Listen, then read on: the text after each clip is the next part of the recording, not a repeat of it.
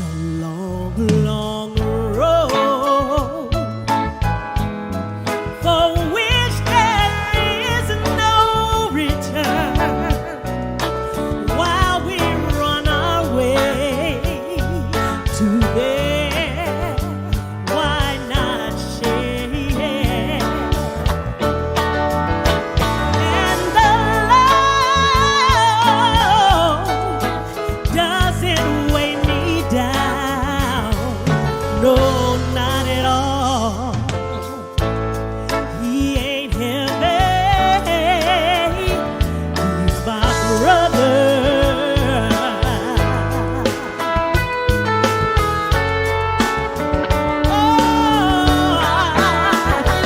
He ain't heavy, no, he's my brother. He ain't heavy, no, he's my brother. He ain't heavy.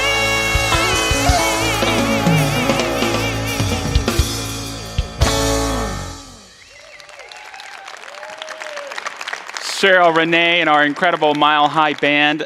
So grateful what a gift each of you are to us. So wonderful to have you with us this morning. So grateful to have you with us this morning. Please know, wherever you are, however you are, this is an opportunity to put any cares aside. Trust me, they'll be waiting for you to come back to them. And to remember and open ourselves to receiving that gift of life itself.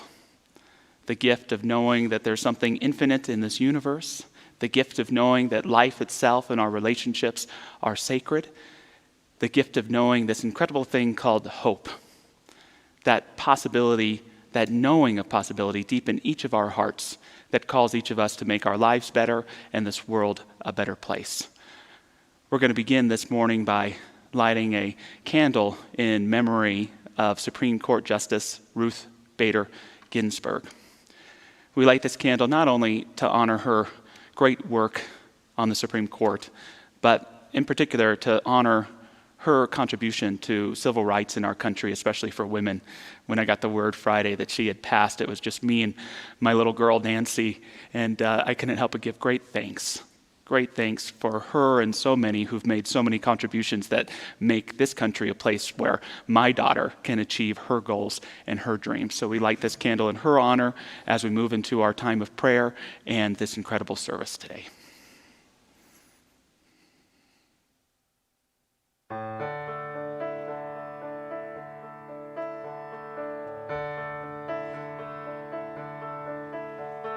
Surely the presence of God is in this place. I can feel the mighty power and the grace.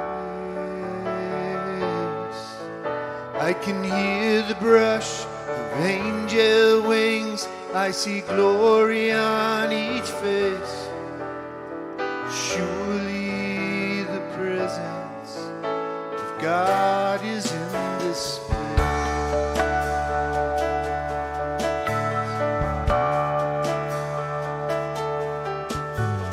Surely the presence of God is in this place. I can feel the mighty power and the grace. I can hear the brush of angel wings. I see glory on each face. Surely the presence of God is in this place.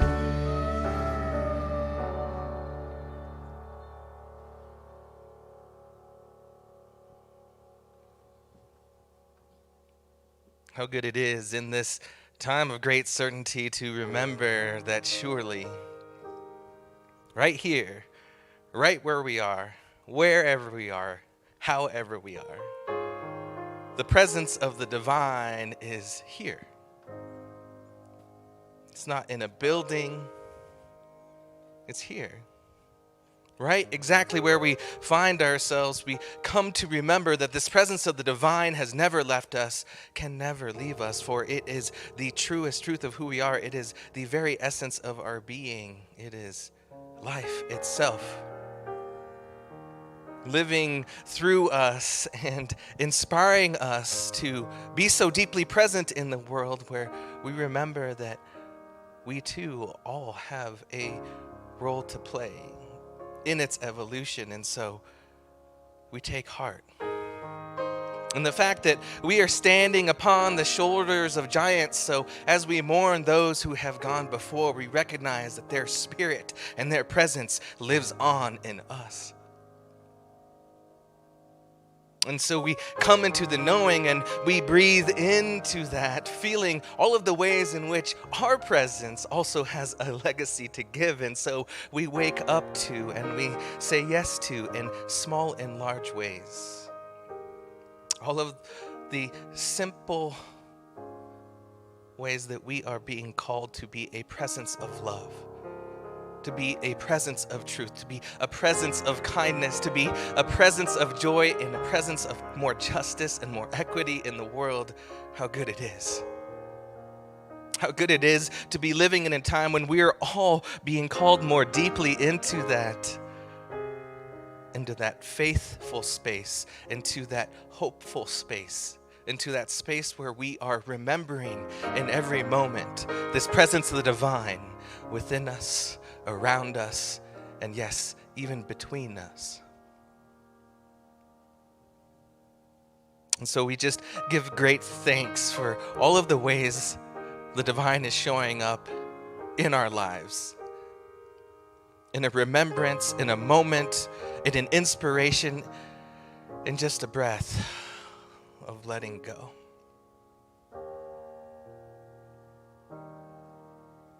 And so we allow this presence to be so deeply aware for each and every one of us here, to move into our conscious awareness so that every cell of our being resonates with that truth, that vibrates with that energy of the divine. How good it is to simply rest into this truth. And so what I know for this time together, whether we are virtual in our houses, or we are just present here in our own body, we come into the remembrance of the fact that the divine is so deeply present here. There's nothing left to do but just to be grateful, to give thanks, and let it be so. And so it is.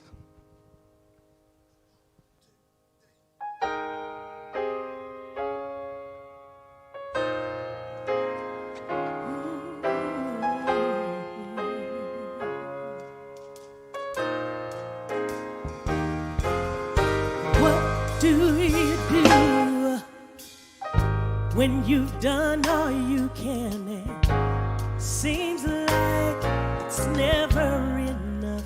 And tell me, what do you say when your friends turn away and you're all alone?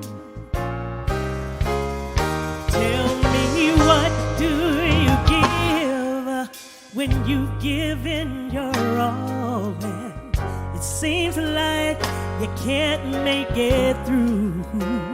Will you just stand when there's nothing left to do? You just stand and watch the Lord see you through. After you've done all you can, you just stand. Tell me, how do you handle the guilt of the past? Tell me, how do you deal with the shame?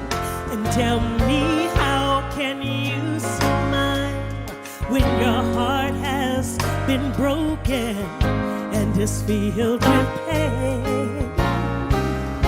And tell me, what do you give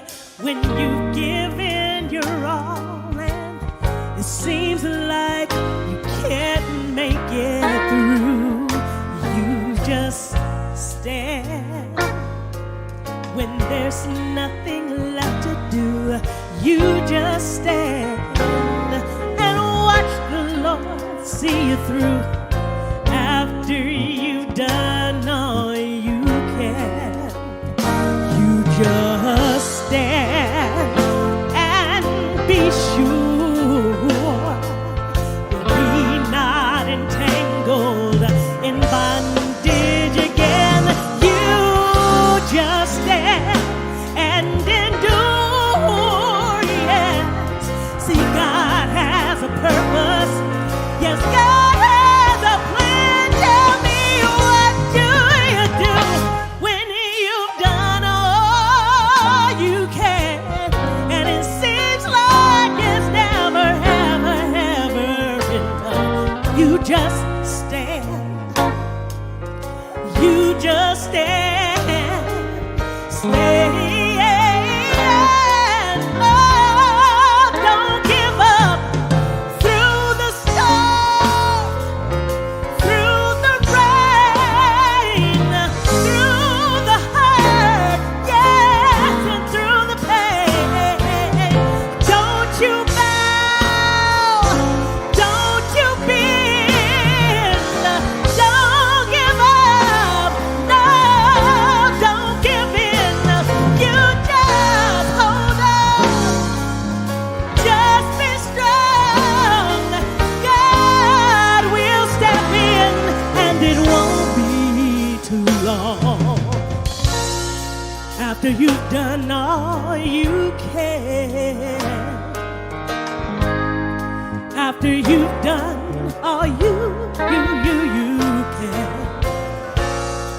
after you've gone through the hurt, and after you've gone through the pain, after you weather the storm, after you stood in the rain, after you've gone to your knees and cried, God, God, help me please. After you've done all you can, will you just stand?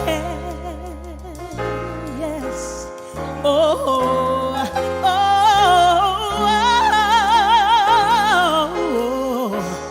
you just stand.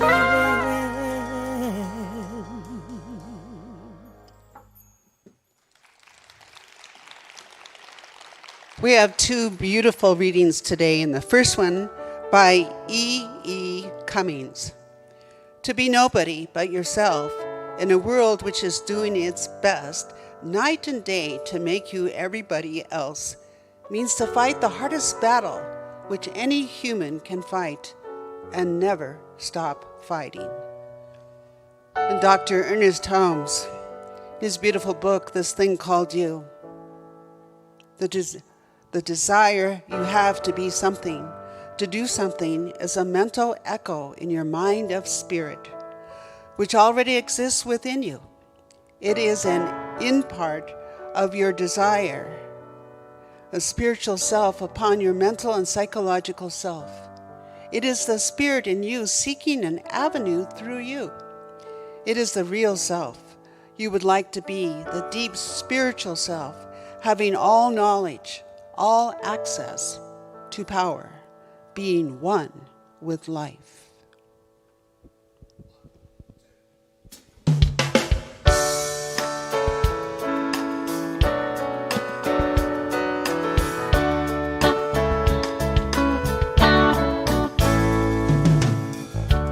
Ooh, child, things are gonna get easier.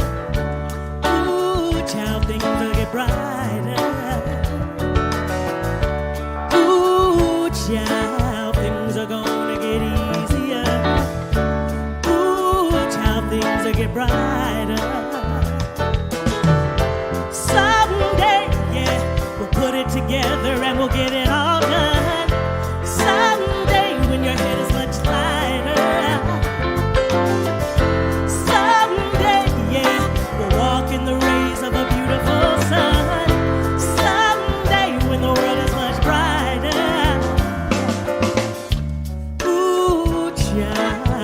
things are gonna get easier. Ooh, child, things are get brighter. Yeah. Ooh, child, things are gonna get easier. Yeah. Ooh, child, things are get brighter. Someday, yeah, we'll put it together and we'll get it all done. Someday, when your head is much lighter. Someday, yeah, we'll walk in the rays of a beautiful sun. Someday, when the world is much brighter. Oh, la la la la la la la la la. La la la la la la la la. La la la la la la la la. La la la la la la la la. Someday, yeah, we'll put it together and we'll get it all done. Someday, when your head is much lighter. Someday, yeah, we'll walk in the rays of the beautiful sun. Yeah. Someday, when the world is much brighter. Yeah. Ooh, child, things are gonna get easier. Ooh, child, things are get brighter. Ooh, child, things are gonna get easier. Ooh, child, things will be brighter. Right now, yeah. Right now.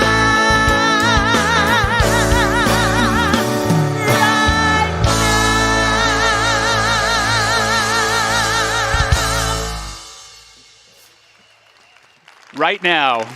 Thank you, Cheryl Renee. Thank you, Mile High Band. Thank you again for being with us this morning. I want to let you know that our fall classes begin this week. I have the honor of teaching Beyond Limits class on Tuesday nights online and Thursday nights in person. We're so grateful to be welcoming people back. You got to wear a mask and you got to distance, but it's still a sacred time together, and it's so powerful to come back on this campus, especially if you haven't been here in a while. And our curriculum's been updated for Beyond Limits, but whether you've taken it before or not, I promise you that you've been updated. And it's a great opportunity to re-explore the basics of our teaching to apply them to everyday life. Dr. Michelle's going to be teaching a new class starting the following week on mental equivalence and manifesting your desires. And then we have self-mastery class and metapsychiatry. Those will come up on our website this week that are starting in October. And one last thing on that, many of the classes are at discounted rates, but don't not take a class because of money. Just know that we have the ability to welcome you in. Send me an email, jreeves@milehighchurch.org, or email info@milehighchurch.org, and we'll get you all set up. We want you to take a class if you're ready to make the commitment to the several weeks that they take. So, if you had to sum up the philosophy you have for life on a bumper sticker, what would it say? All you need is love, forgive everyone, back off, could work. I love the television producer Norman Lear's answer to that question. Here's a picture of Norman. He's about to turn 100 years old. And he said if he had to have one bumper sticker, it would say, just another version of you. Isn't that good?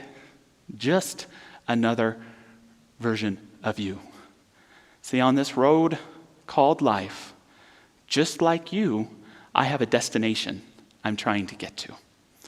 Just like you, I have people I love and want to protect and care about. Just like you, I have grandiose ideas of self-importance. And just like you, I am your partner, your neighbor on the road of this thing called life. You know, Joseph Campbell said that the second law of life is survival. The first law of life is that we are one.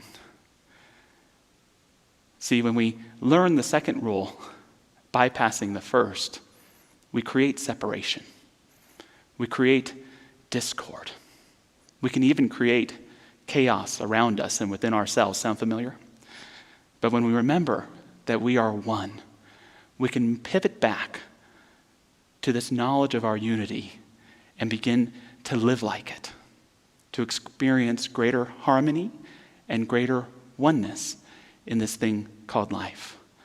See, for the survivalists on the road of life, everyone is in my way. Getting where I want to go is most important, even if it's at the expense of where you want to go. From the perspective of oneness, everyone on the road of life has a right to be there. We're all trying to get to our own destinations in different places. For the survivalists, there's too many damn cars on the road. You're stuck in the trap that George Carlin talked about of how come everyone driving slower than you is an idiot and everyone driving faster is a maniac? There's too many Hyundais on the road. Get rid of the Hyundais. No more Pintos. From the perspective of oneness, yes, there's a lot of cars on the road. There's a lot of traffic out there. And from oneness perspective, we don't like traffic either, but we realize that traffic isn't just the result of so many people on the road of life. It's a lack of cooperation. It's too much braking. It's too much cutting people off. It's too much speeding. If we could only learn to trust in the Creator, if we could only learn to trust in the divine, perhaps all that traffic, all that mesh would begin to dissipate, and we could all cooperate in supporting one another on our life's journey. It reminds me of something that the master teacher Jesus said, so profound yet so simple. He said, which one of you, through worry, can add an hour to their life? See, that's what we do when we're only in that survivalist mode. We just worry. We get anxious. We create conflict thinking it will lead to solution, but it doesn't. We have to remember our oneness. We have to remember to be like the birds that Jesus pointed out, who don't worry where their next meal is going to come from because they trust in that divinity. It's easier said than done. But that's what I want to share about today. How we can pivot from just being survivalists to living in a space of oneness for ourselves and for others. And the first thing I think we need to do this is we have to remove any hate from around our hearts. To remove any hate from around our hearts. We have to stop hating people. And I may even hear that, and I might get defensive. I don't hate anybody. But when I explore it, I can see that there might be people in my personal life who've done me wrong, who I'm still holding resentment towards. It's time to let them go. To practice discernment, but to let them move on. I can get caught up in hating public figures, a politician, or even as a Denver Broncos fan, folks, Tom Brady. He's in a new conference now. We got to let him go. I love you, Tom.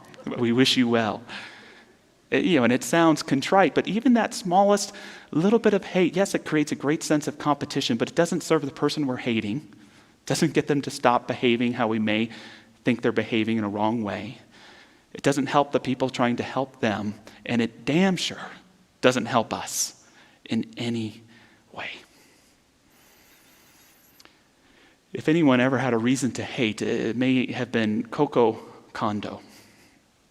Coco was just 8 months old, 75 years ago, when the first atomic bomb was dropped on the country of Japan in an attempt to end World War II. First in Hiroshima and then in Nagasaki. As a young girl, she had to interact with children who were orphaned because of the bomb.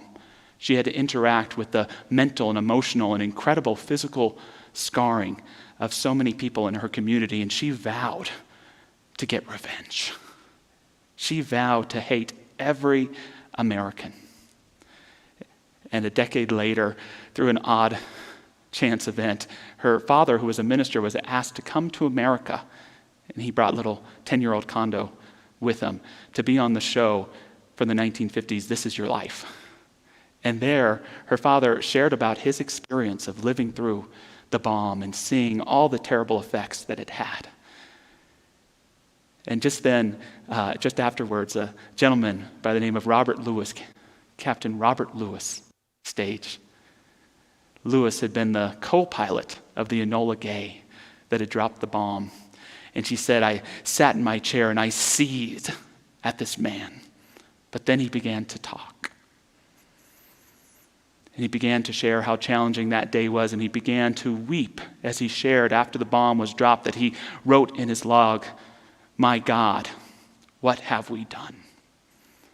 And she shares that at that very moment, all of the hate around her heart began to dissipate. She realized that she could still hate war and the problems in humanity that lead to it, but she could not hate this man. She approached Lewis and she shared, I just wanted to touch his hand because I thought that's my way of showing I'm sorry I hated you.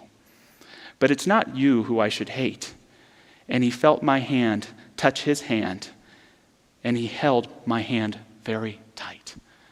What a courageous act from a 10-year-old girl who would go on to dedicate her life to the dismantling of nuclear weapons. And still to this day, every year on the anniversary of the bomb, she goes to the memorial and she says a prayer for Captain Lewis to rest in peace. I say this idea of removing the hate around our hearts because I don't believe there's room in any of our hearts for hate. It's a law of the heart that I invite you to consider today. The idea that you can't open your heart to one and leave it closed to another. You can't open your heart to one and leave it closed to another. Either you are in the reciprocity of love and the givingness of love and the receiving of love in your life, or you're clogged up because you've allowed that hate to be around your heart. Doesn't mean that you have to be in a relationship or coddle everyone. It just means there's that willingness that if someone isn't going to be loved by you, that you're at least willing to have God love them, for someone else to love them. Our founder says, if you want to stay out of hell, then no one can ever be in it. He's talking about that hell of everyday life when we spend too much time in judgment and in critique of others. A second thing that I think we're called to do to move from just a survivalist perspective to one of oneness and unity is we have to have a vision for unity. Have a vision for unity in your life. It's one of the upsetting things about American politics and perhaps politics in general for me, that so often now you don't hear so much someone's vision for the country, but you hear the apocalyptic vision of what will happen if you vote for a candidate other than themselves. And this is perhaps good politics, but it's not good unity. And so it may be each of you, each of us, that's called to say, what is my vision for my life? What is my vision for my family? What is my vision for my community? And what is my vision for my country? And to hold that vision and see even the deepest seated hate, even the greatest amount of pessimism can be transformed into a catapult to achieving that vision of oneness and unity in our lives. Unity and oneness isn't just soft goobly-gook. It's the stuff of change. It's the stuff of empowerment. It's the stuff of healing. I was talking a little earlier about Norman Lear, who, as I said, was a successful television producer. And he shared his first experience of hate being in the 1930s as a young boy, listening to the radio from a Catholic teacher from Detroit by the name of Father Coughlin. Father Coughlin had, at his height, 30 million people a week turning into his program. And under the guise of social justice, Father Coughlin would rail against Roosevelt and his administration at the time. He would rail against any involvement in the growing European conflict that led to World War II. And he had a tendency to blame Jewish people for everything that was wrong in the country. Ultimately, he would side with fascism, and he'd be a sympathizer of Hitler, and he would even say on the radio, when we get through with the Jews in America, they'll think the treatment they received in Germany was nothing. Norman Lear, hearing that, he said, Coughlin repulsed me thoroughly, but I listened to him enough and was so chilled by his polarizing and divisive rhetoric as to be reminded of him throughout my life whenever I've run into an irrational, self-serving mix of politics and religion. This was my introduction to the fact that there were people who disliked, mistrusted, even hated me because I was born a Jew. If I didn't have a nose for the slightest whiff of anti-Semitism before, I had it from that moment on. So experiencing this hate, Lear also got a calling. The calling for him was comedy. He had another line in his life that he's always used, when we laugh, we are one. And probably the pinnacle of his creativity was a TV show called All in the Family. Began in the 1970s, and it was about a man named Archie Bunker, played by the brilliant Carol O'Connell. And he was an interesting figure because he was a racist, but he had this caring heart. He was homophobic, but he had this caring for people around him. He was a misogynist, but he was a good dad and a good wife. And so every week you both pity and get angry at this character, yet you have compassion for him. You see how he has even been a victim of the race thought, carrying these thoughts, and each week he weakens a little bit more, to all of our amusement and laughing. And each of us get to see how we may sometimes, unfortunately, persist in a system that may discriminate against others. So Lear took a message of hate and was inspired to create a message of unity. Bunker was based on his own father, who used to call him Meathead. So there's something powerful that all of us can do when we hold a higher vision of oneness for ourselves and our lives. I love how Ruth Bader Ginsburg once put it. She said, "Fight for the things you care about, but do it in a way that will lead others to join you." Ginsburg was famously, it's been well documented, best friends on the Supreme Court with Antonin Scalia, two individuals who had very different interpretations of the law, but got along like best friends behind the scenes. After his death, she shared of their relationship, "We are different, but we are one." Different in our interpretation of written text, one in our reverence for the Constitution and the institution we serve.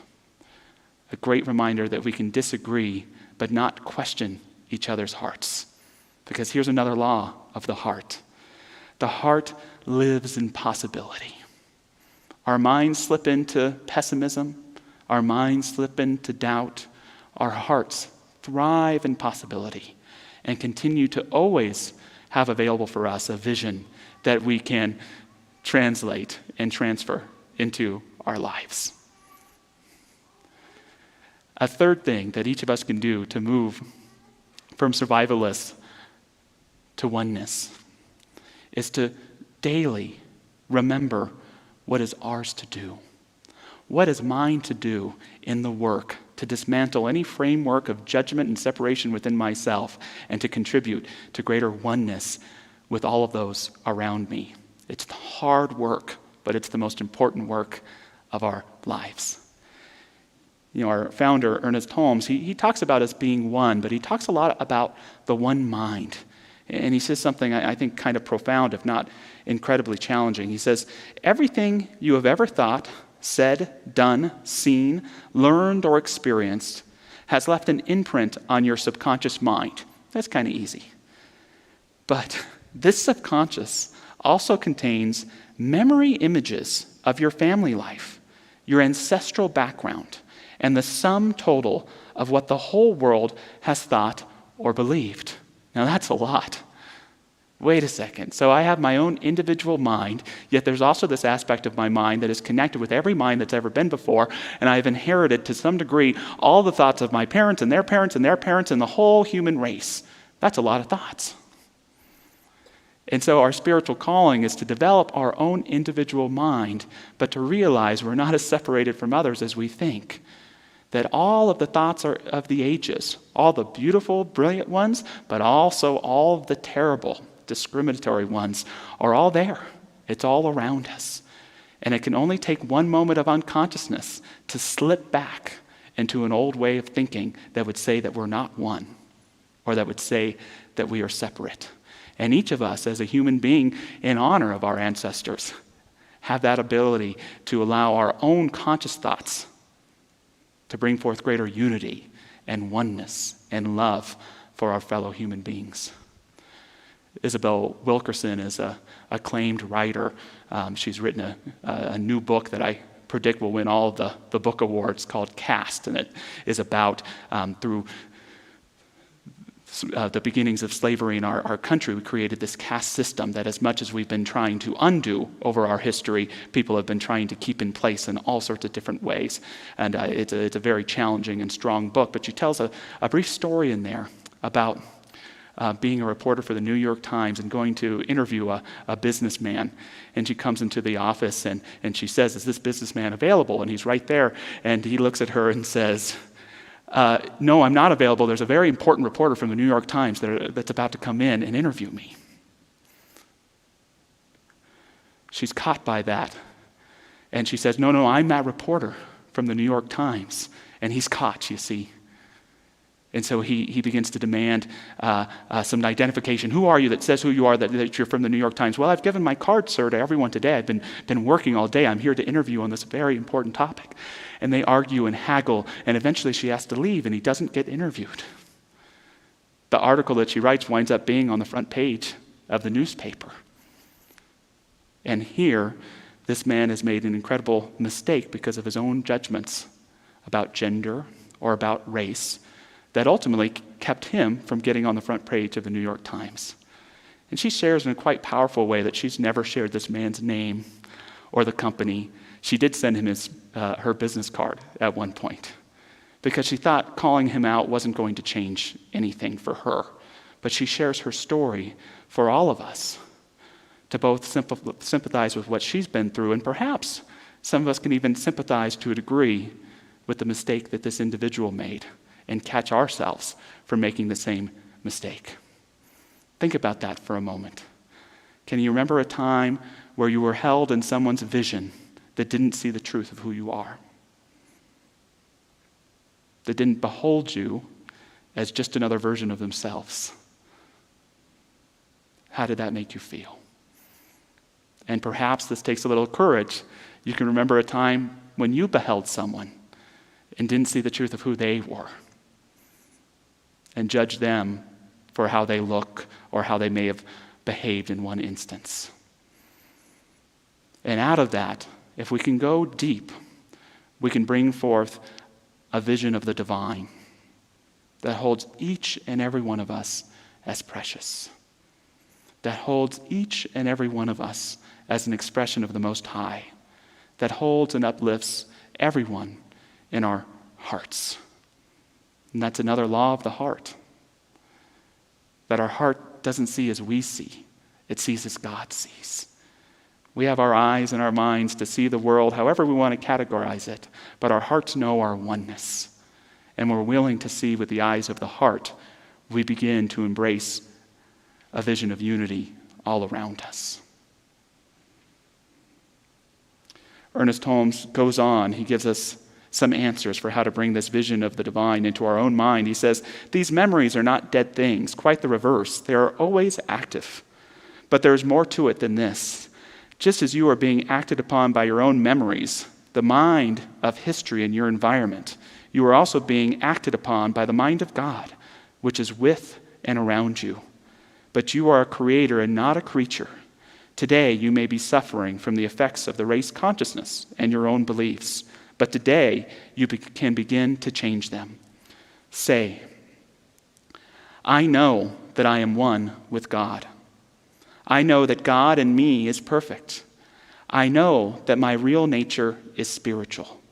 I know that I exist in a boundless good, in a heavenly state, and in perfect being. I know that my mind is being acted upon by pure spirit.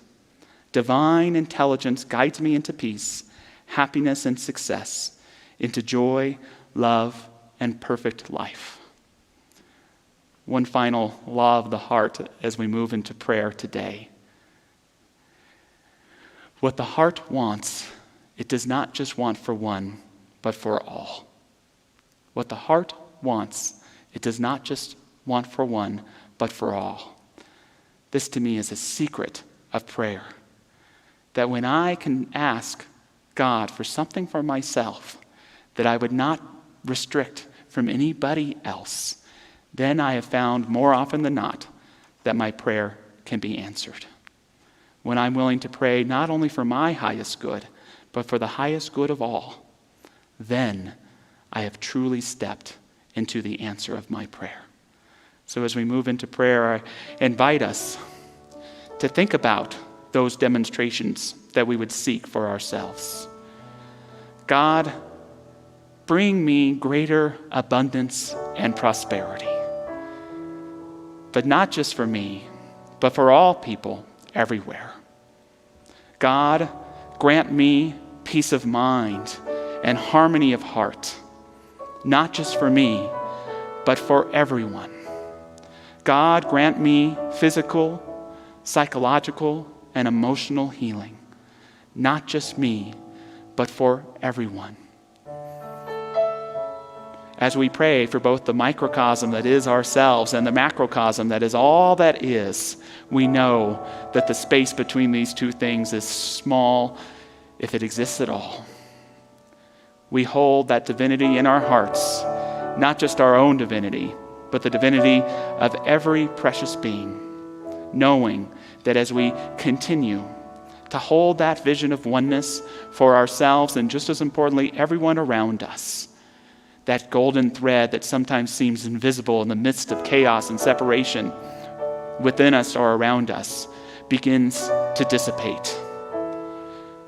The mist that is hatefulness, the mist that is fear begins to fade away, and we begin to feel, to know, and embody that truth that you are and that I am.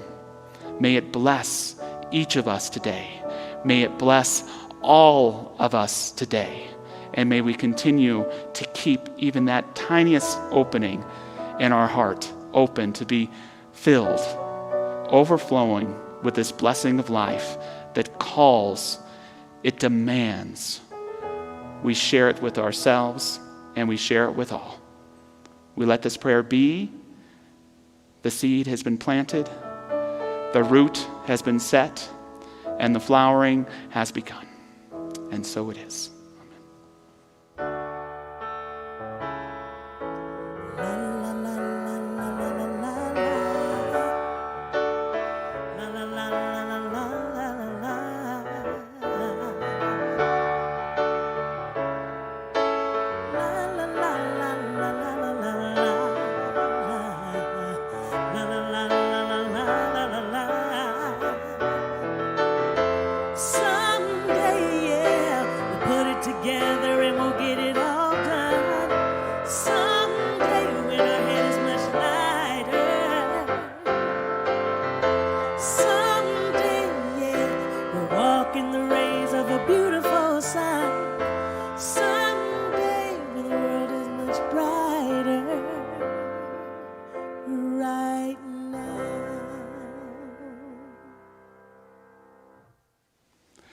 Thank you, Cheryl. That was beautiful. How are you doing today?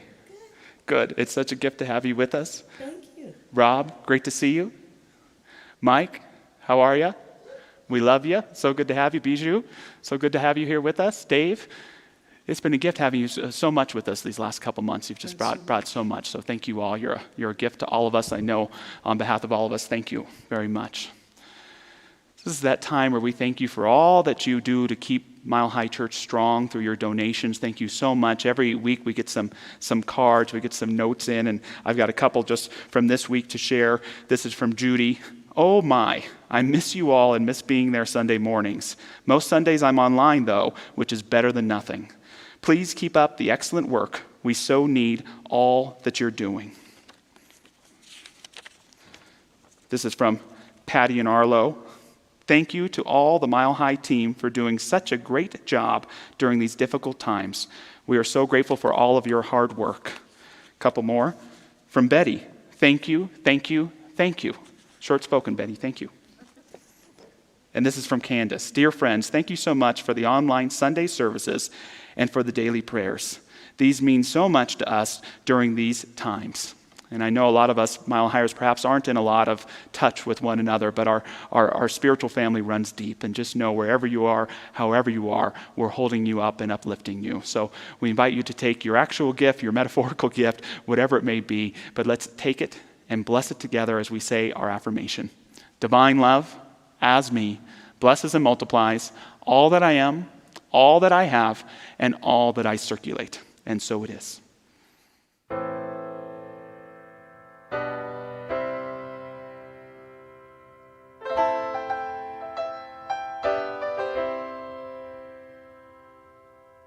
I'm not a stranger to the dark. Hide away, they say, 'cause we don't want your broken parts. I've learned to be ashamed of all my scars. Run away, they say, no one will love you as you are. But won't let them break me down to dust. I know that there's a place for us, for we are glorious.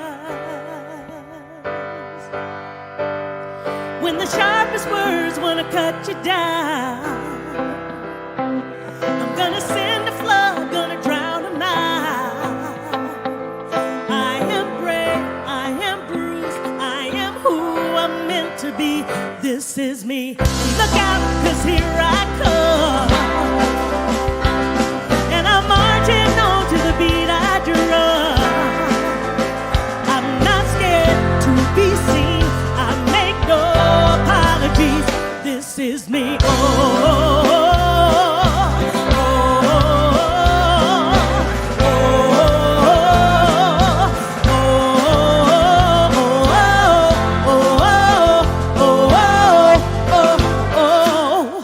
Another round of bullets hits my skin.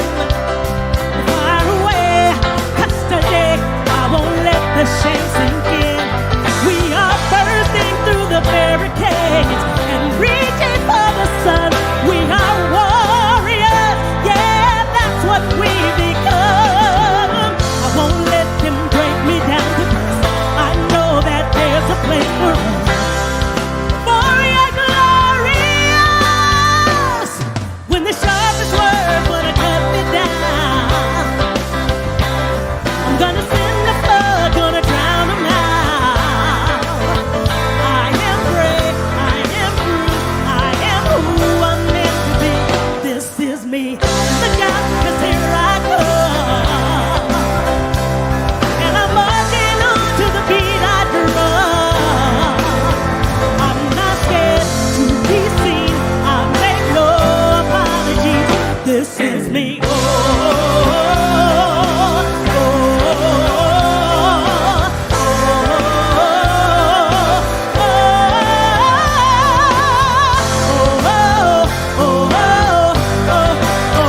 This is me. And I know that I deserve your love. 'Cause there's nothing I'm not worthy of. When the sharpest words wanna cut me down, I'm gonna send the flood, gonna drown them out. This is brave, this is bruised, this is who I'm meant to be. This is me. Look out, 'cause here I come. Look out, 'cause here I come. Marching up, marching, marching up.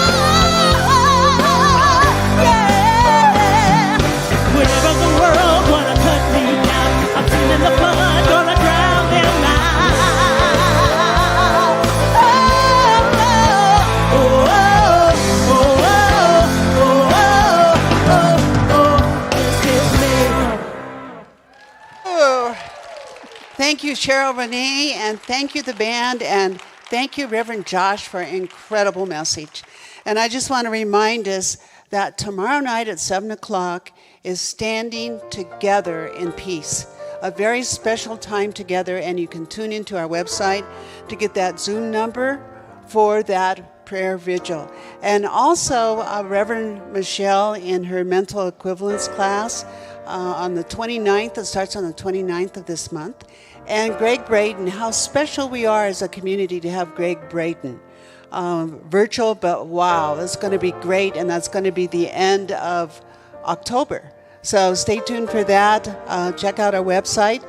And right now, I invite us all just to move into that benediction, into that prayer of recognizing as we stand together with our hearts open wide, with the eyes on our hearts, ears on our hearts, to recognize that spiritual truth that we are one. And so let us go forth, feeling not separate, but together we stand, together we sing, together we speak. And we let go of the fear and the hate, and we move through the possibilities of heart with abundance of love, now and forevermore. And so it is. Amen.